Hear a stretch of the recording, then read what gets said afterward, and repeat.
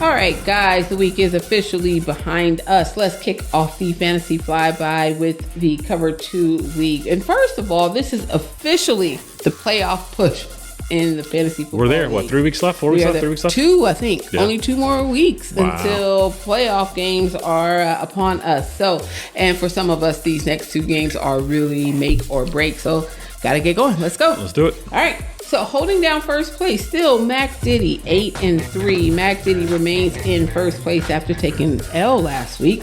He was a couple games up on everyone, and he still has the best record in the league at 8-3. But at this point, he's basically secured his position in the playoffs. But if he wants to hold on to that number 1 spot and get that first round bye, he's going to have to continue that winning streak. And there are quite a few teams in the league that have significantly more overall points than he does. So that winning streak's got to keep going.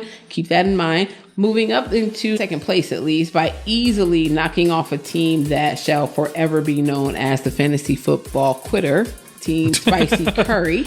It's Choose Dumpster Fire, right? Choose Dumpster Fire is now 7-4. He got a new season high point total, 216 points this week.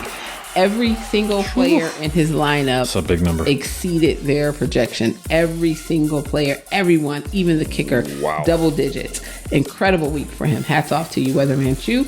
In third place this week, it's the guy who took Mac Diddy down a peg last week, the $2.5 million man. He also has a record of 7-4, but this week, it was a tandem of Jared Goff and Amon-Ra St. Brown that did it for him. A 50 burger from Goff, 40 from St. Brown. Why stop there? He capped it off with 37 from Joe Mixon on Monday night. Good stuff. Ooh.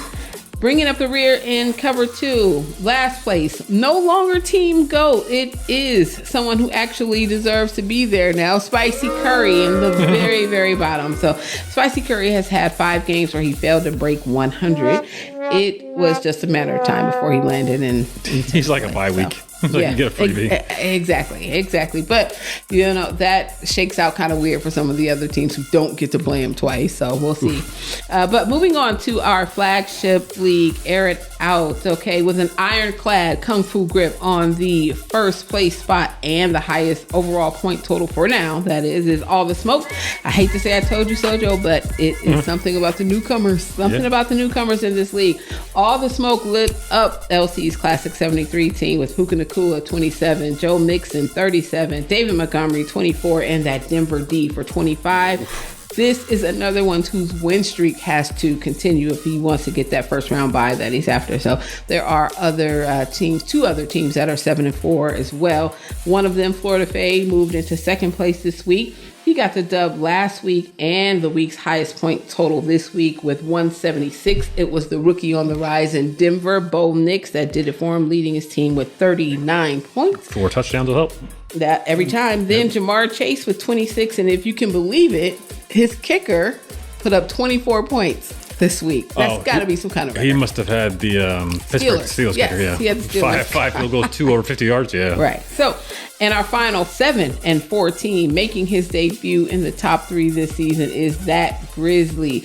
Both of his quarterbacks got it done for him. Anthony Richardson with 32, Justin Herbert with, I think, 31, who has been phenomenal this season. He looks really good over there. Yeah, that was so this has been quite the climb up in the rankings for that Grizzly and into fantasy relevancy. So after having what you and I agreed was the worst draft in the league, possibly the worst draft ever, he has spent quite a bit of time maneuvering to build his team. He did a lot of work. That was good GMing right there. So he's leapfrogged both of us in the league. You had him as dead last to finish. It's not looking that way now, Joe. I think he's going to do better than that. So hats off to you, that Grizzly. Bringing up the rear in 10th place, Zulu Nation with a record of 3-8 now. Zulu Nation took an L this week, resulting in him now having the league's worst record.